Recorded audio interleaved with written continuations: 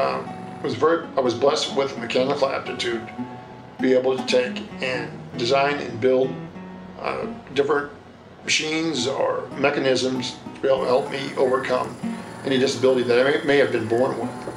So I started designing in my mind a tractor, a system that will allow me to mow the lawn. I didn't want to really take and sink too much money into a system that really wasn't. It was still in my mind. It was theory. I didn't realize if it would realistically work as well as it did. And after I realized that I was onto something, that all the mechanical linkages, everything that I dreamed about, literally, actually come to fruition. That it worked. It worked as well in practicality as it did in my mind.